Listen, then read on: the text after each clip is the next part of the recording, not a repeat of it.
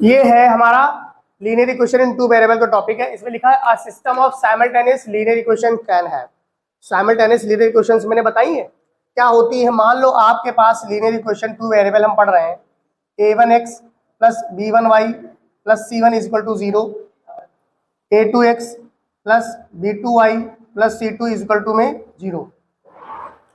अब हम आपको इससे बताएंगे k की वैल्यू कैसे निकालते हैं, या t की वैल्यू या p की वैल्यू, जो भी वैल्यूज होती है निकालने के लिए वो बताएंगे आपको कैसे होता है। देखो क्वेश्चन क्या लिखा होता है, ऐसे लिखा होगा kx प्लस 3y प्लस 5 बराबर 0, 3x प्लस 2y माइनस 5 बराबर 0, ऐसे क्वेश्चन दिया होगा।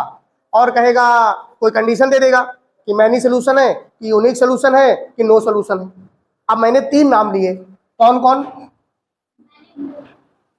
एक तो होगा आपका मैनी सोल्यूशन, आपको एक मैनी सोल्यूशन होगा। दूसरा होगा आपका हाँ यूनिक सोल्यूशन, एक आपका होगा यूनिक सोल्यूशन, और एक आपका होगा नो सोल्यूशन। तो इनकी इनकी इनकी अलग अलग कंडीशंस भी होती हैं। जो यूनिक सोल्यूशन होगा उसकी कंडीशन देखो, जो यूनिक सोल्यूशन होगा उसकी कंडीशन होगी a1/a2 is not equal to b1/b2, और इसका जो ग्राफ बनेगा वो कुछ यूं बनेगा, ऐसे और ऐसे, कोई एक लाइन पर इंटरसेक्ट करेगा। सब चीजें बताता चल रहा हूं कि अगर आपका यूनिक सोल्यूशन है, मैं पहले यहीं से शुरुआत कर रहा हूं, अगर यूनिक सोल्यूशन है तो ये कंडीशन लगेगी इसमें, और फिर k की वैल्यू निकल के आपके सामने आ जाएगी। ग्राफ ऐसे बनेगा। ये ग्राफ क्या है, ये इंटरसेक्शन पॉइंट है। यूनिक सोल्यूशन का मतलब एक अनोखा सोल्यूशन, एक सोल्यूशन, वो सोल्यूशन कहां पर होगा, यहां पर। क्लियर है। उस दूसरा है, अब हम बात करेंगे नो सोल्यूशन की। नो सोल्यूशन क्या होता है, नो सोल्यूशन की कंडीशन मेरे बच्चों होती है a1/a2 इज इक्वल टू में b1/b2 इज इक्वल टू में c1/c2, नॉट इक्वल टू होती है। नो सोल्यूशन में a1/a2 इज इक्वल टू में b1/b2 is not equal to में c1/c2, और इसका जो ग्राफ बनता है वो पैरेलल लाइंस बनती है। भाई जब ये आपस में कहीं पर काटेंगे ही नहीं तो हमारे पास कोई आंसर ही नहीं आएगा। क्या समझे, समझ रहे हो, कटेगी नहीं। ऐसे ही मैनी सोल्यूशन की कंडीशन होती है a1/a2 is equal to b1/b2 is equal to c1/c2। अब ये पूछो सर ये क्या बला है, सब बराबर इसमें है। इसमें ग्राफ जो बनेगा वो एक दूसरे के ऊपर बनेगा, ऐसे दोनों लाइनों का ग्राफ एक दूसरे के ऊपर बनेगा। तो जब ऊपर बनेगा तो बहुत सारे सोल्यूशन मिल जाएंगे, इनफाइनाइटली मैनी सोल्यूशन मिल जाएंगे। समझ गए कि नहीं, many solution, infinitely many solution. यहां पर नो सोल्यूशन मैंने पहले लिख रखा है। अब इनमें एक कंडीशन और होती है, एक होता है ये इंटरसेक्ट। मैंने कहा इसको नाम दे दो आप इंटरसेक्ट, इसको नाम दे दो आप कोइंसिडेंट, और इसको नाम आप दे दो पैरेलल। अब इसमें एक चीज और समझ लो, कंसिस्टेंट और इनकंसिस्टेंट भी तो होता है। तो कंसिस्टेंट में दो कंडीशन हमारी आ जाती हैं, जहां जहां पर हम वैल्यू निकाल पाते हैं वो हमारा कंसिस्टेंट होता है, जहां पर वैल्यू हम नहीं निकाल पाते हैं वो इनकंसिस्टेंट हो जाता है। तो इनमें ऐसी कौन सी कंडीशन है जहां पर हम वैल्यू नहीं निकाल पा रहे हैं, many no solution. Third number में हम वैल्यू नहीं निकाल पा रहे हैं तो ये इनकंसिस्टेंट हो गया। क्या हो गया, इनकंसिस्टेंट हो गया। इन दोनों को हम क्या कहेंगे, कंसिस्टेंट कहेंगे। अब मैं आशा ये कर सकता हूं कि आपको इतनी बात समझ में आई होगी। आई है, इतना नोट करो, फिर मैं आपको बताता हूं कि कैसे क्वेश्चंस में k की वैल्यू निकालते हैं। तो देखो इसमें आगे बढ़ते हुए क्वेश्चन क्या है, for what value of k the system of equations, दो क्वेश्चंस दी गई हैं, हैज यूनिक सोल्यूशन के लिए अलग k की वैल्यू, नो सोल्यूशन के लिए अलग k की वैल्यू। तो सबसे पहले हम जानते हैं, यहां पर देखो बेटा, जो हमारा x plus 2y is equal to 5 है, इसमें a1 इज इक्वल टू में 1 है, और b1 इज इक्वल टू में 2 है, और c1 इज इक्वल टू में 5 है। आ रहा है कि नहीं, समझ पा रही हो ना, आ रही हो तो बता देना हमको। अब दूसरे में 3x प्लस के वाई और माइनस का 15 ले लो। एक ही तरीके की बनाओ क्वेश्चन, जैसे ये है वैसे इसको भी बना लो।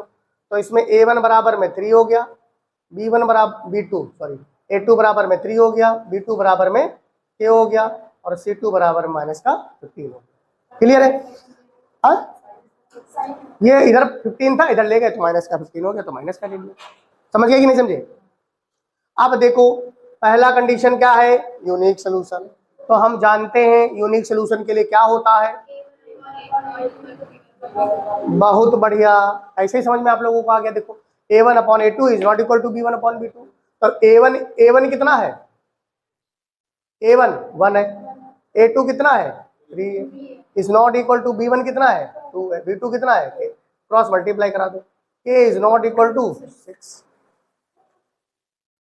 अब दूसरा देख लो, लगे हाँ तो दूसरा भी देख लो। नो सोल्यूशन के लिए a1 upon a2 is equal to b1 upon b2 is not equal to c1 upon c2। ये नो सोल्यूशन के लिए होता है भैया, अभी समझ रहे हो? तो a1 कितना है 1, a2 कितना है 3, वही चीज है, बस थोड़ा सा क्रॉस मल्टीप्लाई करा दो, k इज इक्वल टू 6।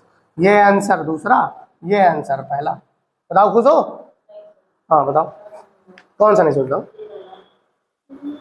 ये भाई ये क्वेश्चन लिखी है नॉट इक्वल टू में।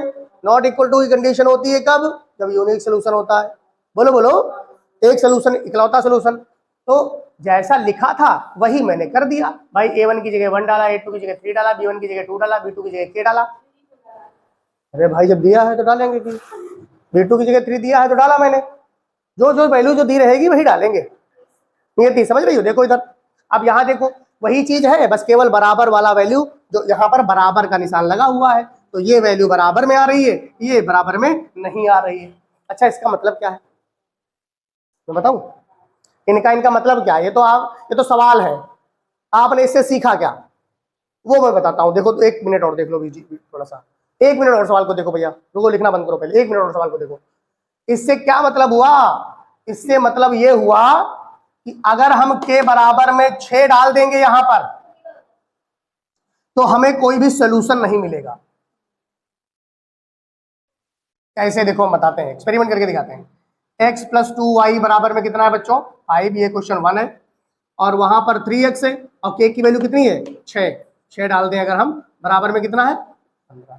आप एलिमिनेशन जानते ही हो, अब 3 से मल्टीप्लाई कर दो, 3x 3 2 जा 6y और 3 5 जा 15। जैसी क्वेश्चन पहली वैसी दूसरी, बताओ आएगा कोई सोल्यूशन? आएगा कोई सोल्यूशन? आएगा कोई सोल्यूशन? No solution. मतलब लाइन कैसी बन गई? पैरेलल। ये कह रहा है सवाल।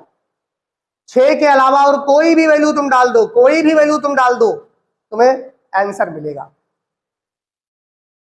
समझ गए? नोट करो, देखो भाई लिखा है फाइंड द वैल्यू ऑफ के। सेम क्वेश्चन है, दोनों को सेम क्वेश्चन है, मैं करूंगा एक आप लोग करोगे, कंडीशन अलग अलग है। लेकिन पहली कंडीशन क्या है?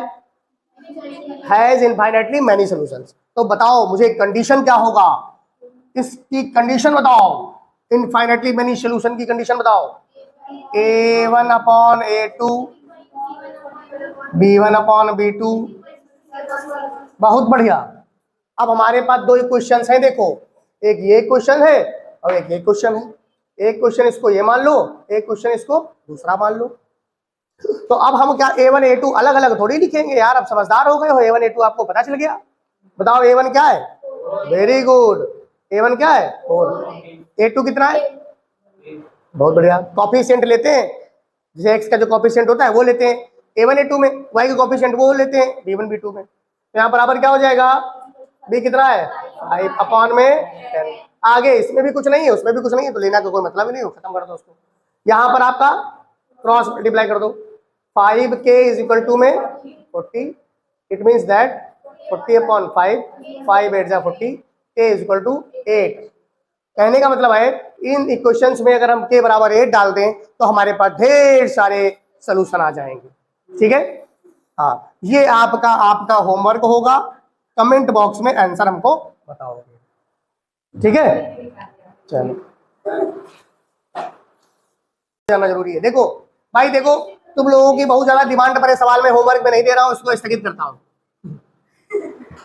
है ना। ये सवाल पूरा समझाता हूं कैसे होगा। देखो हमारी बात को समझिएगा।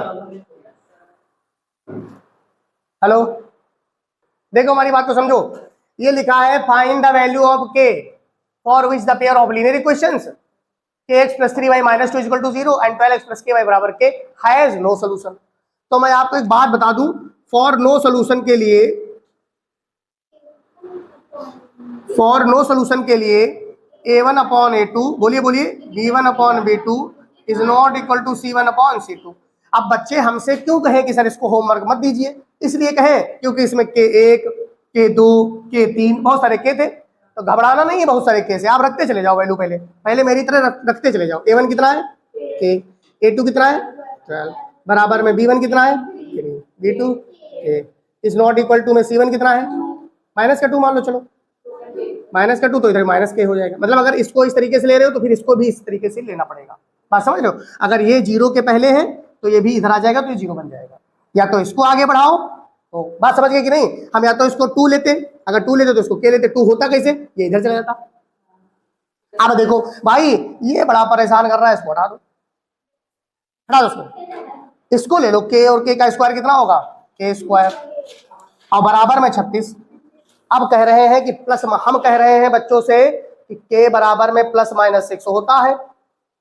तो कह रहे हैं बच्चे अभी तक तो ये बताया नहीं गया, तो हम बताते हैं ये होता कैसे। देखो k² - 36 = 0 होता है कि नहीं होता है? तो क्या होता है, ये k का स्क्वायर है, ये 6 का स्क्वायर है, बराबर में 0। एक बार हम क्या करते हैं घटाते हैं, एक बार हम क्या करते हैं जोड़ते हैं। कौन सा फॉर्मूला लगा इसमें, a² - b² बराबर में a - b a + b, यही फॉर्मूला लगता है। तो हम जैसे टीचर होते हैं वो कह देते हैं k बराबर ±6, बच्चे नहीं समझ पाते हैं। तो इस समझाने के लिए ही मैंने सवाल लगाया है कि ये कैसे आता है। अब देखो k - 6 बराबर में 0, k बराबर 6, फिर k + 6 बराबर 0, तो k बराबर में -6, इसीलिए हम इसको कहते हैं +-6। अब ये अभी जब क्वाड्रेटिक इक्वेशन पढ़ोगे तो खूब आएगा भर भर के, है ना, इसलिए इसको प्लस माइनस कहते हैं। देखो तो अभी देखो शुरुआत में 2-3 बार में परेशानी होगी, और जब जान पाओगे, अभी हम आपके सामने लिख दे k² बराबर 25, तो क्या कहोगे अब तुम, k बराबर में +-5, k बराबर में क्या लिखोगे +-5। अभी हम k² के बराबर में 16 लिख दे तो क्या करोगी तुम, +-4। देखो जानने लगे, k बराबर में +-4। अभी k² के बराबर में हम 121 लिख दे, क्या करोगे, हाँ k बराबर में +-11 समझ जाओगे। बात समझ गए? तो ये आज का टॉपिक था, k की वैल्यू निकालनी। अब कल के टॉपिक में, अगले वीडियो में आपको हम बताएंगे कि संयुक्त वैल्यू कैसे निकालते हैं, मतलब कॉमन 2 वैल्यूज होती हैं। अभी तो आप k ही की वैल्यू निकाल रहे थे, अभी आपको इसी लीनियर इक्वेशन से 2 वैल्यू निकालनी पड़ेंगी, a और b की अलग अलग। अभी तो एक ही k निकाला ना आपने, अगले वीडियो में 2 निकालोगे। ठीक है, मिलते हैं अगले वीडियो में। तो दोस्तों जय हिंद, जय भारत।